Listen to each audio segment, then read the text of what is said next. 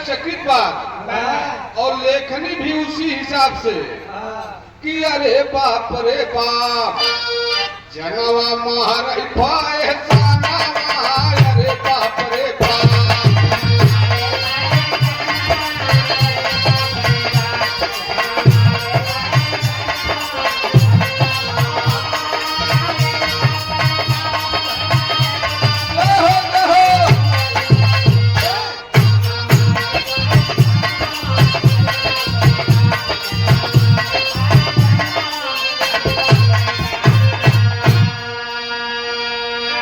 जनवा मारे फैसनवा, अरे बाप रे बाप। मंच पर मंचासीन आप हमारे पूजनीय गुरु जी श्री सुदामा पाल जी, हमने गुरु जी से कहा गुरु जी कोई नए जमाने की गीत लिखिए। और तो पहले की गीत तमाम गाई जा रही है, लोग सुन रहे हैं, आप लोग गा रहे हैं, हम लोग गा रहे हैं। गुरु की बेटा जो पुराने में रस है वो नए में नहीं है। तो हमने कहा गुरु जी मेरा दिल था, इच्छा थी गाने की नया गाना। कहें ठीक है, मैं पहले की और आज की दोनों समेट कर लिख रहा हूं, देखिए श्रोता क्या पसंद करते हैं। अंतरा के लाइन बा मास्टर।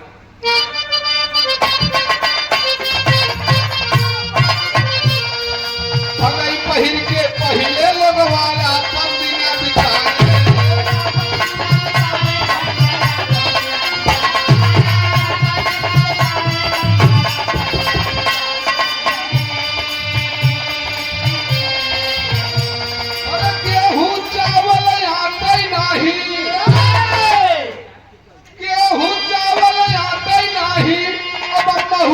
मटर के खाए, लेकिन रहले बलिवाना, अरे बाप रे बाप।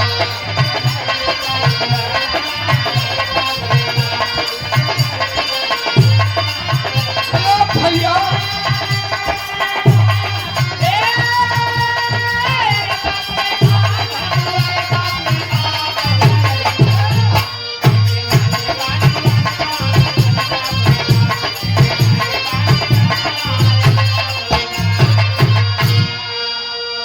बाबू दादा लोग बताओ कि बचवा, हमारे सब के जमाने में अगर एक कुर्ता एक धोती रहे तो वही से पूरा गांव का बुजुर्ग मेहमानी करत रहे। एक भगई पहिर के अपन दिन बिताई देते रहे हमार पूर्वज। ठीक ढंग से खाए के नहीं आदत रहा बाबू, बराबर मात्रा में गेहूं चावल नहीं होत रहा। महुआ मटर जौ बेर्रा चना महुआ खाई के अपन जीवन यापन करत रहे। लेकिन आज के जमाना का बा, पहले के गीत रही लेकिन आज के अब चलत बा। कैसे मास्टर?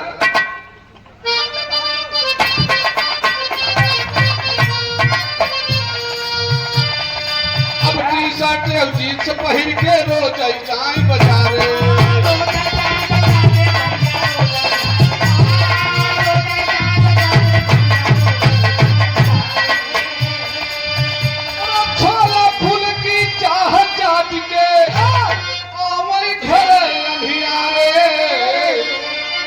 घर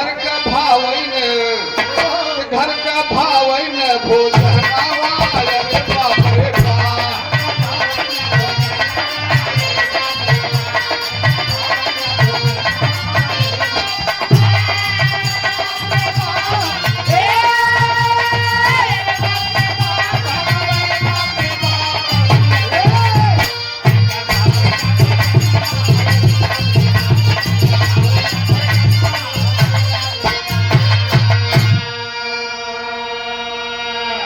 बाबू ऐ सुनने वाले मित्र, हमने बताया कि पहले हमारे पूर्वज एक भगई पर अपना जीवन यापन करते थे, पूरा दिन बिता दिया करते थे।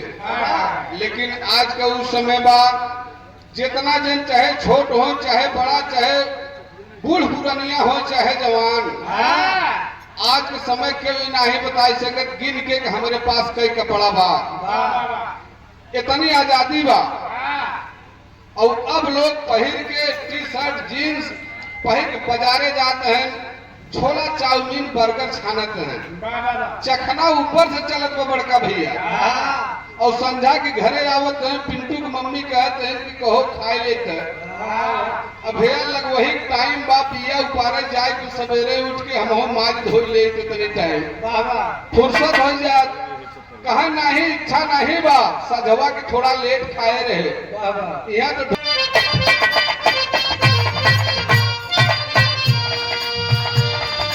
पहले लोगवा कोर्ट कचहरी सगरी पैदल जाओ।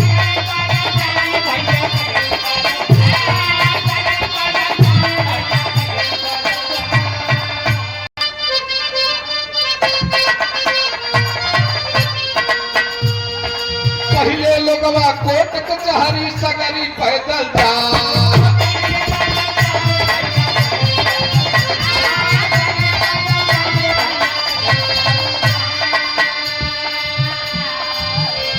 परम आदरणीय परम श्रद्धे भाव को समझते हुए बाबू धाम चौकिया या विंध्याचल चाहे ही कलौना तो पैदल करते थे पैदल करते दरसना रे बाप रे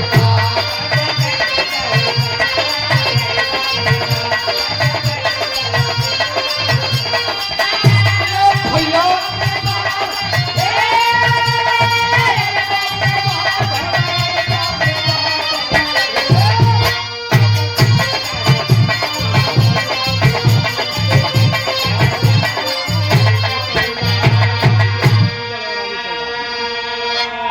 बाबू हमार पुरनिया रहे हमारे नहीं आप सबका सारे संसार का खास करके उत्तर प्रदेश के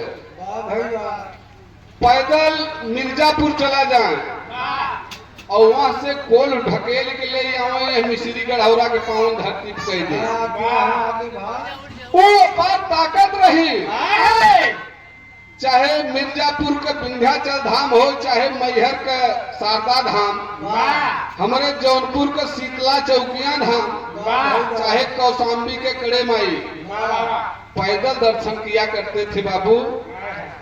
नाथ हित कोर्ट कचहरी चाहे जहां आवे जाए रहे 1 किलो सेतुआ 5 पीड़िया गुड़ गठियाए ले और सानत खात रास्ता में हमसे आपसे आज मोटरसाइकिल से समझ नहीं पहुंच पाते लेकिन 10 मिनट आधा घंटे पहले हमारे बुजुर्ग मौके पर उपस्थित हो जाते रहे। लेकिन आज के जमाना का बात कभी लिखे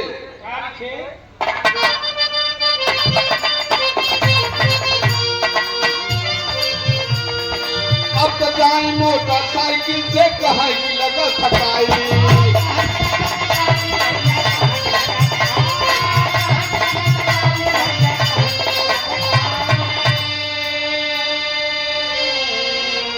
सुबह 9 बजे सोए के जागई खूब अंगड़ाई कहीं की दुख है सारा कहीं की दुख है सारा कहनावा रे बाप रे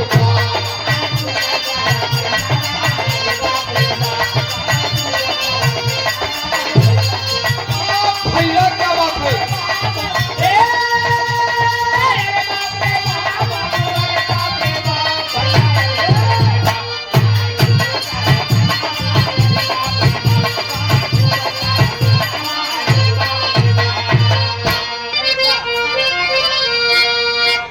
बाबू पहले के जमाना का रहा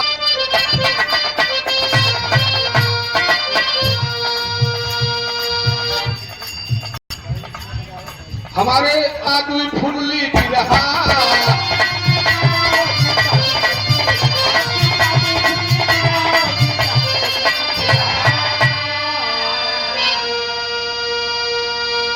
पहले दादा लोग सिस्टम ना रहा हमार बुजुर्ग हमार पूर्वज हम बैठा हैं वह जमाने के भाई आज भी हमारे महफिल में बैठा है ये बिना साज बाज के गावत रहे दुलफुल्ली भी रहा लेकिन 2 किलोमीटर तक आवाज जात रही बाबा तो पहले मरद गावत रहले छोटा दुलफुल्ली भी रहा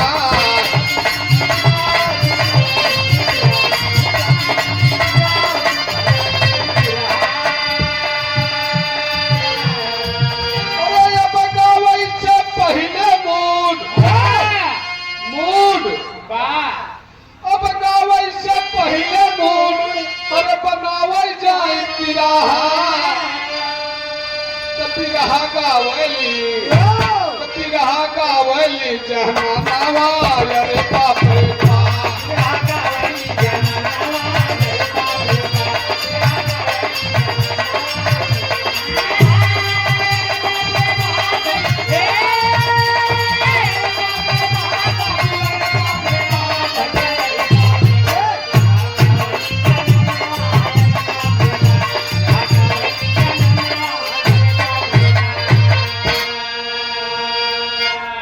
बाबू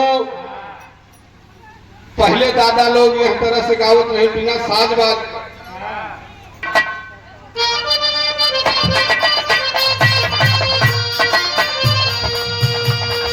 पहले की बात हो डब्लू भैया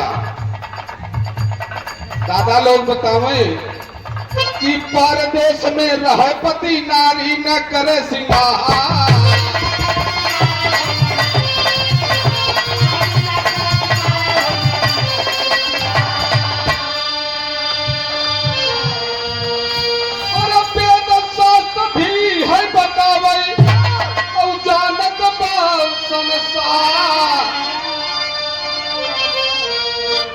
पति का पूजली पति का पूजली चरहनावा अरे बाप रे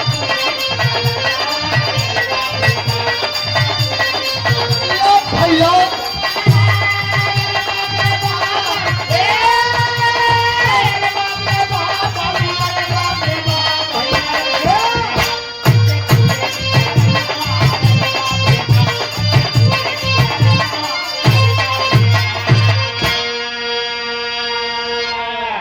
दादा लोग बतावे आजी लोग बतावे कि बेटवा जब त्योहार सबके दादा लोग परदेश चला जाए तो क्यों श्रृंगार नहीं करे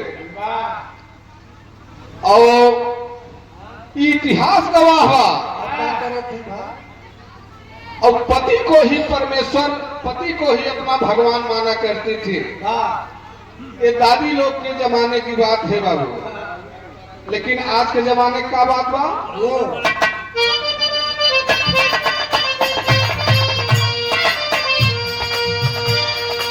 अब तो पति परदेश चले चमकैसो रहो सिंगार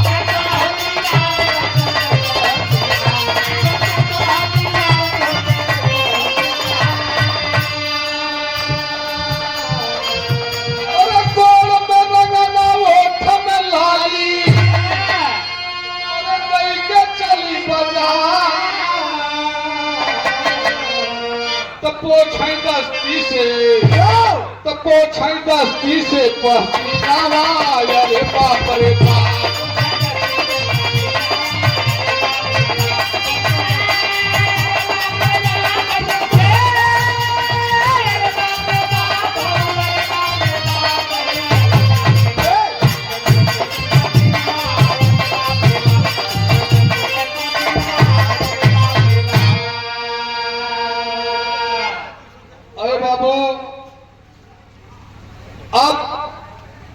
हमारे भैया हरन के हम सोच ही गायक बजाई भाई हर अब आप तो नहीं बताई सके, लेकिन हम उम्र हमारे साथी जब परदेश जाते हैं तो श्रृंगार में रच्चा कमी नहीं होत बल्कि अवर ज्यादा।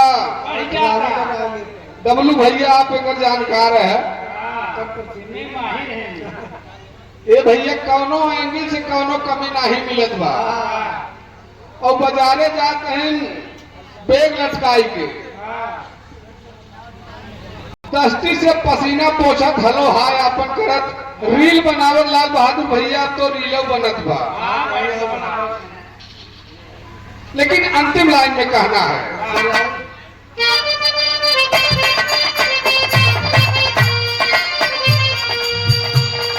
कि हम किस बगिया किस फुलवारी किस डाली के सुमन है। कहना है कि गुरु बिहारी पत्तू नायक गईले स्वर्ग सिधारी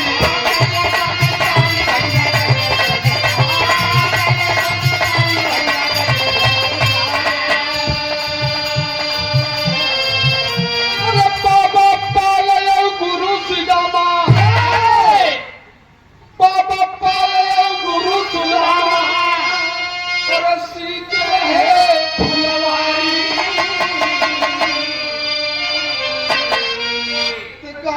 के सव यादव, तो गाँव के सव यादव गाना